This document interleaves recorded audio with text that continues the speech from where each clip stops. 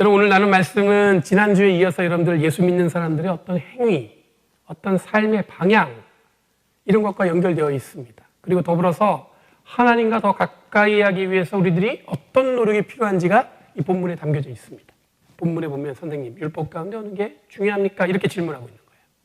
30절 말씀에 예수님이 이 질문을 이렇게 답하세요. 내 마음을 다하고 내 목숨을 다하고 내 뜻을 다하여 주 너의 하나님을 사랑하라. 이 말씀은 신명기 6장 5절에 나오는 굉장히 여러분들 유대인들에게는 굉장히 중요한 말씀이에요. 하나님을 정말 온 힘을 다해서 전심을 다해서 하나님을 사랑하는 거예요. 목숨을 바쳐서라도. 근데 예수님의 응답은 여기서 끝나지 않습니다. 율법 교사가 물은 것처럼 하나님을 사랑하는 것이 가장 중요한 계명이라고 말씀하셨는데 이것에 예수님은 39절 말씀에 하나 더해요. 뭐냐면 내 이웃을 내 몸과 같이 사랑하라. 여러분, 예수님 하나님을 사랑하신 것과 이웃을 사랑하는 것을 따로 이야기하는 것처럼 말씀하신 것처럼 보이지만 전체적인 맥락을 보면 하나님을 온심, 전심을 다해 사랑한다면 어떻게 해요? 당연히 이웃도 사랑해야 된다. 여러분, 40절 말씀에 보면 그래서 예수님이 하나님을 사랑하는 것, 이웃을 내 몸과 같이 사랑하는 것이 곧 율법과 예언을 이해하기 위해서 필요하다는 거예요. 이 말은 무슨 얘기냐면 하나님을 사랑하고 내 이웃을 내 몸과 같이 사랑하지 못하면 하나님이 주어진 율법과 그 예언에 대해서는 절대로 일도 이해할 수 없다는 거예요. 그러니까 여러분들 우선순위가 있는 거예요. 먼저 여러분들 뭔가 이렇게 배우면 개론이 있고 처음에 인트로덕션을 배우고 나서 점점 여러분들 고급과정으로 가잖아요. 근데 여러분들 하나님을 진짜 전심을 다해 사랑하고 내 이웃을 내 몸과 같이 사랑한 이후에 그 다음에 뭐가 이해할 수 있어요? 하나님이 나머지 주시는 율법, 그 다음에 뭐예요?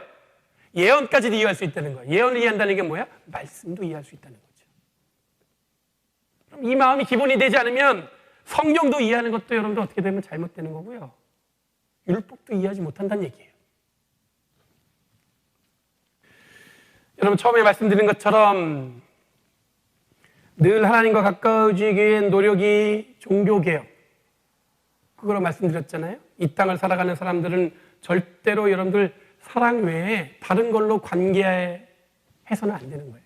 그러니까 여러분들 그 이후에 이제 사랑을 하고 나서 그 이후에 여러 가지 문제가 생겼을 때는 여러분들 얘기할 수 있겠지만 저는 감히 말씀드리는 건데 하나님을 믿고 예수님의 제자라면 사람을 사랑하는 데는 어떤 조건을 붙이면 안 된다는 거예요.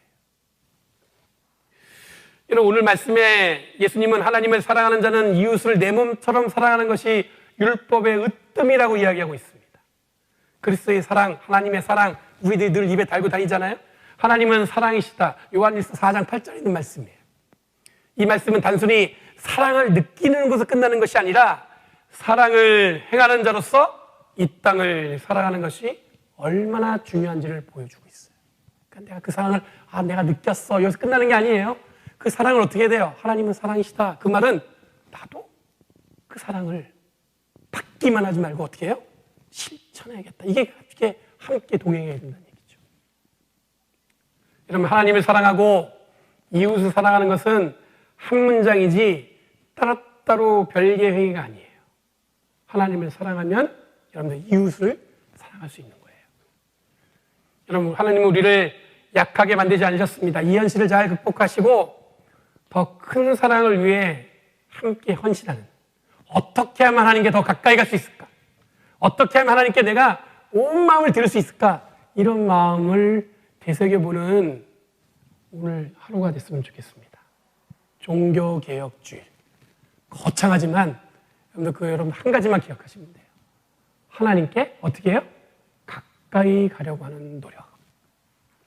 그런 노력에 열심을 내시는 저와 여러분들에게 원합니다.